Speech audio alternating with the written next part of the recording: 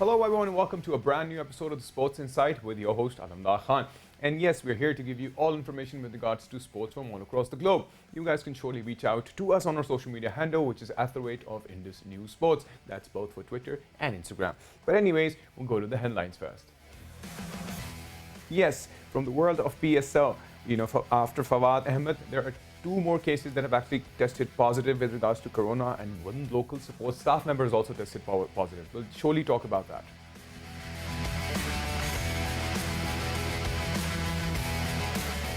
And Djokovic ties with Federer record of 310 weeks as world number one.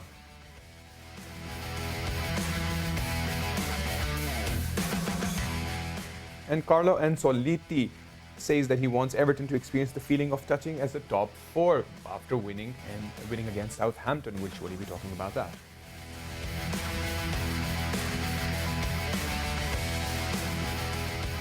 And yes, from the world of NBA, Brooklyn Nets win against San Antonio Spurs by 124 to 113.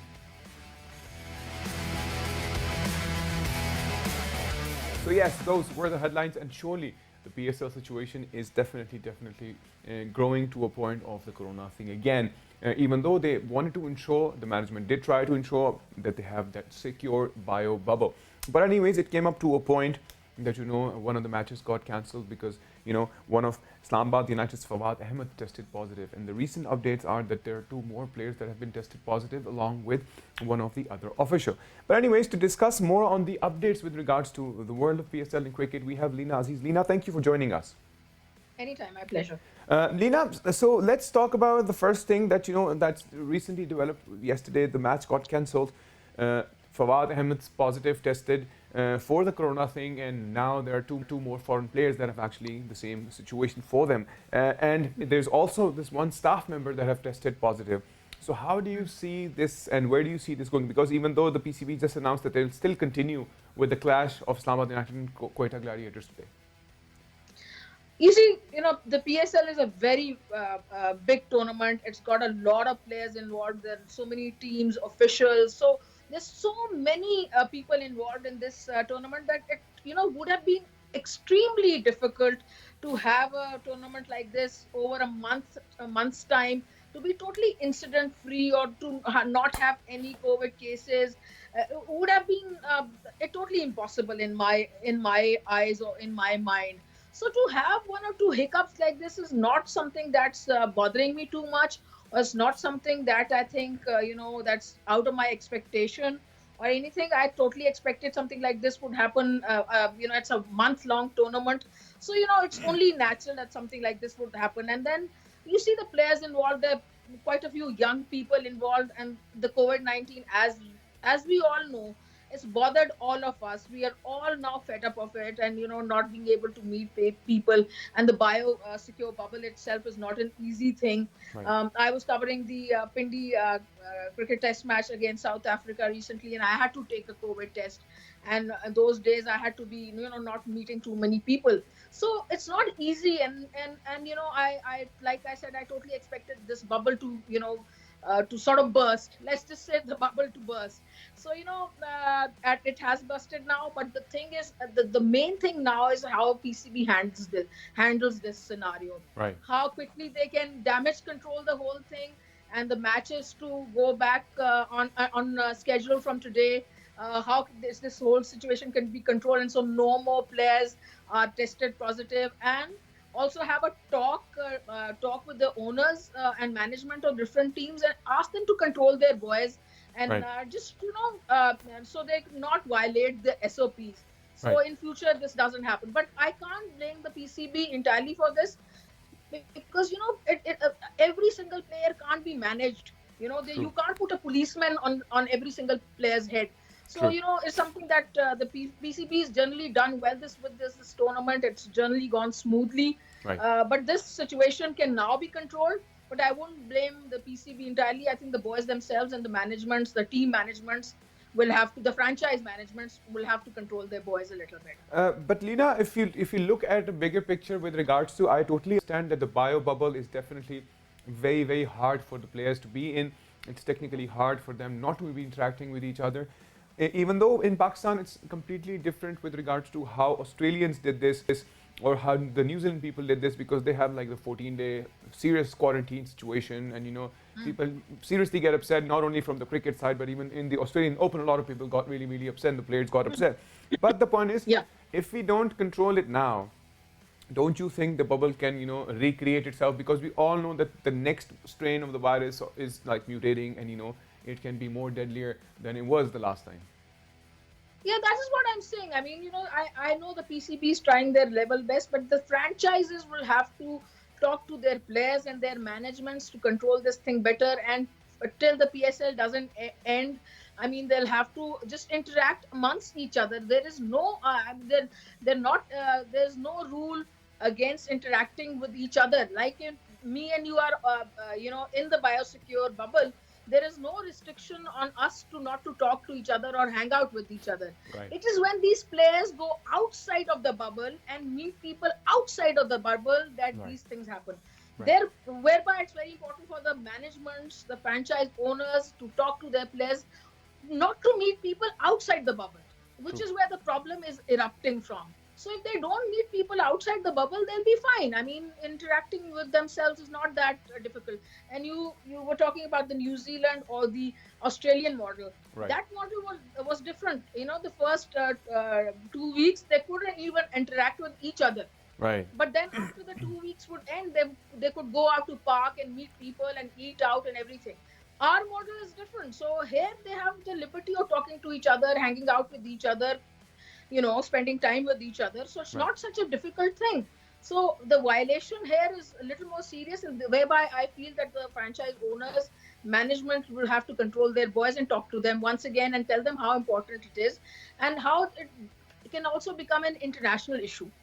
Right. Looking at how PSL and the PCB actually managed to let PSL increase the attendance, which started from 20%. So from 20%, the crowds have gone up to 50%. So we surely want a betterment for the cricket world out there, and definitely not only for the cricket world, but obviously for the country itself. So it is something that we've been looking forward for. 2020 has been very very rough for all the sportsmen, but getting the capacity from 20% to 50%.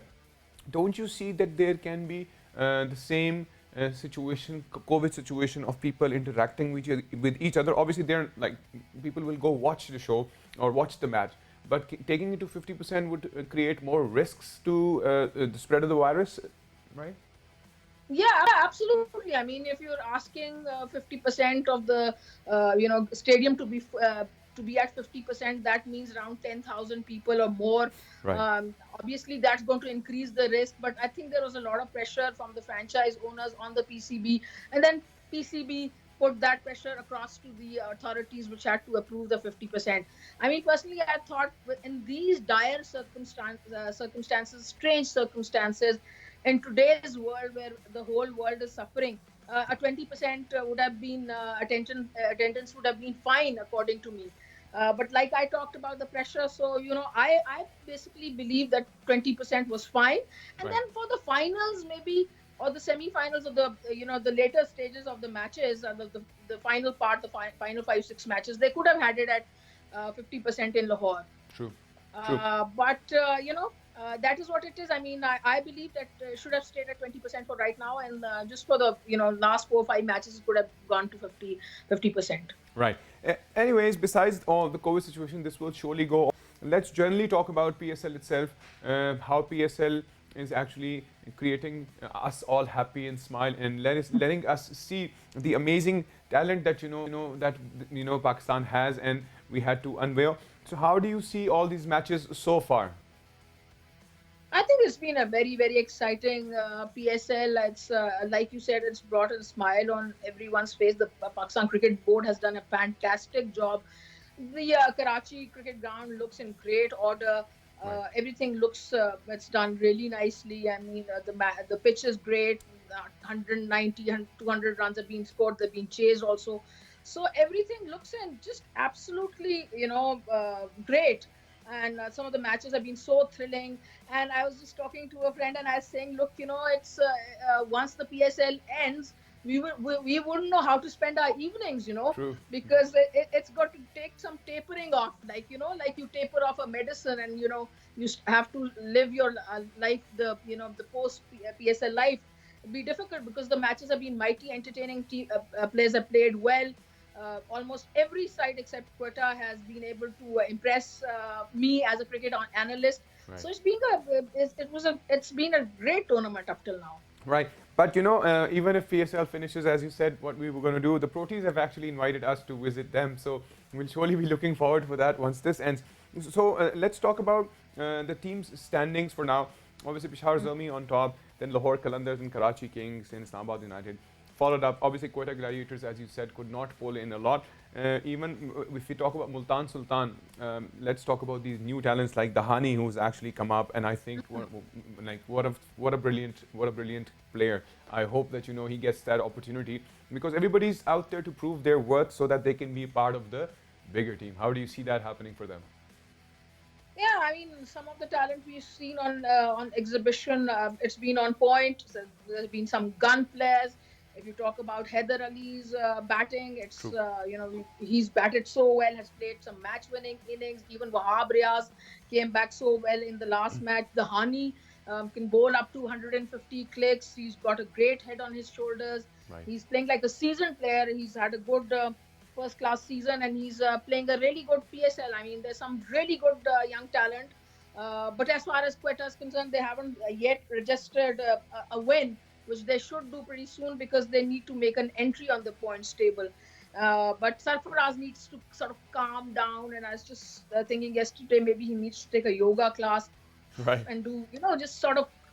Because when you're under the cosh, under the pump, when you're not, the team is not going so well, the whole team takes a cue from the body language of the skipper. But Right. if the skipper is shouting and screaming at players, the players won't be able to relax and deliver. Right. Whereby I feel that he needs to do well. Otherwise, I think every other team is in good order. Particularly Multan, I feel should have probably gotten a few more points. They've been a really impressive side. They're batting, bowling with Dahani and everyone, and Rizwan and Russo. And it's just been a fantastic side for me. Right. So what we'll do, Lena, we'll take a quick break, and once we come back from the break, we'll continue with the discussion about PSL, followed up by the other news that I have for you guys out there. Anyway, see you guys after the break.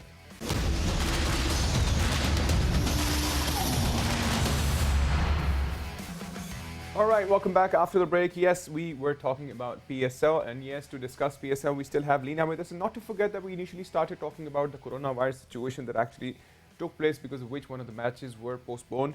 And Fawad Ahmed tested positive, and there are 244 more PCR tests that were conducted, through which they came up to a conclusion that 3 of them were positive, and 2 of them were 2 foreign players, and one of them was a staff member.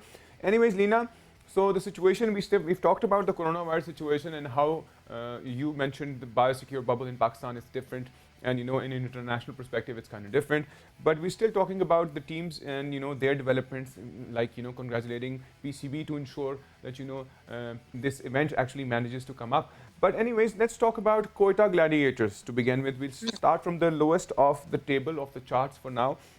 What is it that is missing in Quetta Gladiators for now?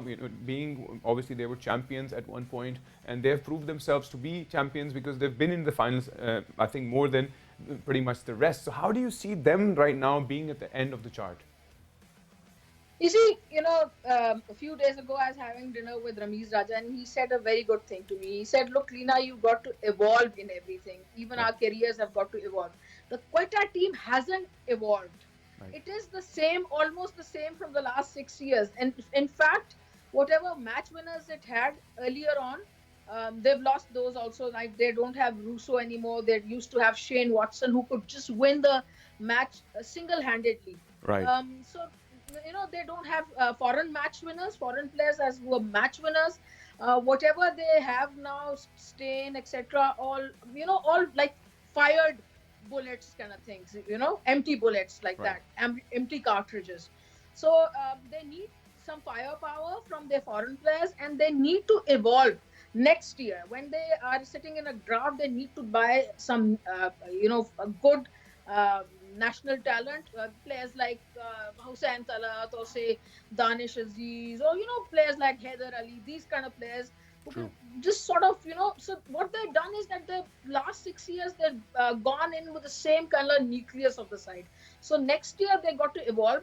For this year they just got to sort of Sarfaraz got to calm down a little bit and have a team talk, and then give every player a role, and Right. just hope that those players fulfill their roles, and people like Shinwari don't give too many runs, and the spinner Zahid Mahmood, who's a good spinner, he comes to the party, he's got all the toys, he has a good leg spinner, a Right. pretty good googly also. So Right. now you just sort of adjust whatever they have right now, and next year come back with better players, better True. evolve, and come back with better set of players.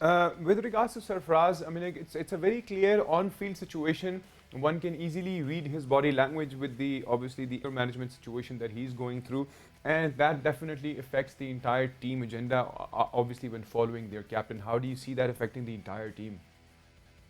Yeah, that's what I'm saying. I mean, when you're under the pump, under the caution, your captain is shouting away. And to be fair to Sarfaraz, he was always, this kind of player where captain where he would shout and scream a little bit. But Right. now he's like a bad ECG, going Right. up and down a lot and shouting, screaming at players, and it's very, very audible. The commentators on ground are discussing. We, the journalists, not commentating. I'm not commentating on this PSL. I was on the last one. I am sitting, talking to you about this whole scenario. He's Right. just got to calm down a little bit, and someone's got to have a little talk with him. That look, when you're under the pump, under the cosh, situation's not in your favor. Right. Just if you shout and scream, nothing's going to come out of it.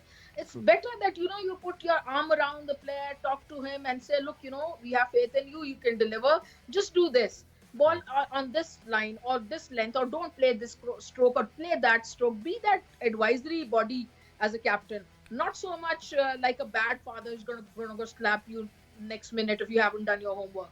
True. Let's talk about Multan Sultan, who are at number 5 in the standing. How do you see their performance? Obviously, they still managed to get one victory and they're still struggling. And it clearly shows that, they're not giving up on their dreams for now. Absolutely. I mean, they've lost the tosses. That's why they haven't won matches. Right. The toss has been a very key player in this tournament. Anyone who's won the toss and has elected to chase has Right. won the match. So I feel the Multan side is in great order. I Right. mean, absolutely. If I'm not supporting the Quetta side, I'm supporting the Multan side a lot because they're a very good side. So Rizwan is captaining well. His own form is very good. They got players like Russo. They got Dahani. They got Sarfaraz. They've got a few very good international players. Right. The bowling side, they've got players like Afridi. They've got Usman Kadir, Imran Tahir. So and the management is very good. They've got someone like Andy Flower Right. sitting there, Mushtaq, Azhar Mahmood. So I think they're a great side. I mean, I wouldn't be surprised if they go on to win this tournament if they're lucky with the toss, that is. Right. And let's move on to Islamabad United. What's your take on them?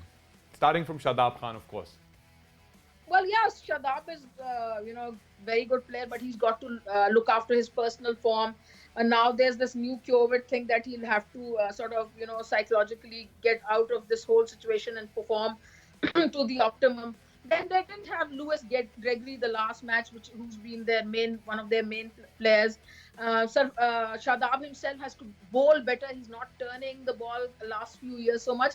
But last year he led from the front and he captained well and he was batting well. Right. This year he hasn't batted that well. He has to improve his batting form, not go for silly runouts. And if he performs from the top, I think the whole team will get into a better order. But they're a side that bats really deep, almost till number 10. So they once they put some runs on the board, they'll be a difficult side to beat. They've got a good bowling side, Hassan Ali, and but Shadab, he's a big favorite with me, but I'm concerned about the fact that he started his career as a bowler, Right. leg spin bowler, but now his leg spin's not turning. It's just a very straight ball. Right. There's no leg spin, there's no googly. Just he's bowling without any turn. So he needs to get that turn back, and he needs to get his batting form like last year, which was fantastic. And I Right. think he's a good leader. Even the last match when Islamabad United won, So I had interviewed Phil Salt and I asked him because in that match, even though they managed to chase, but they had so many drop catches, so many drop catches, and I was like, we've always heard the catches win matches. So why is it that? But he said that we're still at the process of getting our act together, but still managed to win. How do you see the feeling element of Islamabad United? Well, first of all, you spoke of Phil Salt, and he needs to be dropped for this game because I would bring in Ruhail Nazir, the young wicket keeper, and because Salt hasn't scored, so we might as well try a Pakistani keeper and see how he does because in at least that will develop a Pakistani player. True. So and the feeling, yes, catches do win matches. They'll have to improve that. Shadab can lead that from the front. He's a gun fielder, a Right. gun fielder. So if he, fields the way he can field, and we know what a great fielder he is, then that kind of infection catches on to the other players. So he can lead from the front from over here also, fielding department. He can lead that department also. Right. Anyways, let's talk about the top three because we're like short of time. So just a quick word for Karachi Kings. Well, yeah, they're a good side. They're defending champions. They're a bit strange in their tactics. The other day, like Imad didn't bowl, but he said, Nabi was bowling, so I didn't need to bowl. They just need to. They're a pretty balanced side. They've got Babar Azam. They've got some very good players. Sharjeel is there. So yeah, they just got to. Amir is there. So they just got to look at the basics and come back and give a good performance. They're a pretty good side. Right. And quick word for Lahore Qalandar. Absolutely smashing. Absolutely smashing. I mean, Shaheen Shah Afridi with those spells, Fakhar coming back to form, Hafiz, the way he's playing after, playing golf for those 2 years, and the swing, so beautiful. I have never, in the last 2 years, I haven't seen a guy hit the ball so sweetly. The True. timing, everything, fantastic. So I think they're in great order. Look at this all-rounders. They have Samit Patel, Vize, look at some of the other fast bowlers. They have Daniel, Rauf, Dilbar still hasn't played because he's injured. They're a great side. But anyways, quick last word for Peshawar Zalmi before I switch on to the next news. Yeah, well, they're pretty talented. I mean, Haider Ali's there, Wahab's there. They've got some good foreign players. I mean, they have the ability to come back into the game. They're very disciplined side. Under Darren Sammy, they're a side whose players are allowed to express themselves. That's why Haider Ali is playing so well over here, and he doesn't play that well when he's playing for Pakistan because Misbah, I feel, clutters his brain, Right. and Semi doesn't. So I think that's fantastic. They've got a fantastic management, and Right. they've got a good balance side. Right. Thank you so very much, Lina, for being a part of the show and putting us the updates Anytime. with regards to PSL. All the best. So that was Lina, and we discussed all the updates with regards to the PSL. But let's move on to the next news, which is from the world of tennis. Yes, Djokovic ties up with the Federer's record of 310 weeks as world number one. Well, to be very honest, this had to happen, but he's been like Djokovic's ninth Australian Open title, which was in last month. It was the 18th time Grand Slam champion would surpass Federer's record on March 8th. Well, let's hope all goes well. The Serbian also reclaimed the top ranking from Rafael Nadal in February 2020. Anyways, so far so good. Djokovic is still definitely on fire, and let's see how long can he sustain this tie with Roger Federer. Anyways, this was from the world of tennis. We'll quickly switch over to the world of Premier League. Carlo Ancelotti, yes, he actually wants Everton to experience the feeling of touching the top four after a win against Southampton. Not to forget that up till now, if we look at the standings, we still can see that Manchester City is still on top. So now what everybody is trying to do, all the clubs are trying to ensure that their presence comes up on the top four. Anyways, good luck to them with regards to the vision that they carry. Anyways, we'll switch over to the world of NBA. Yes, the last news, this would be NBA Nets. They end the 17th game losing skid in San Antonio, defeating Spurs in the OT 124 to 113. Anyways, this was the major updates with regards to the world of sports. I hope you enjoyed it. You guys surely can reach us on our social media handle, which is @Indus News Sports. Till then, take good care of yourself, and bye-bye.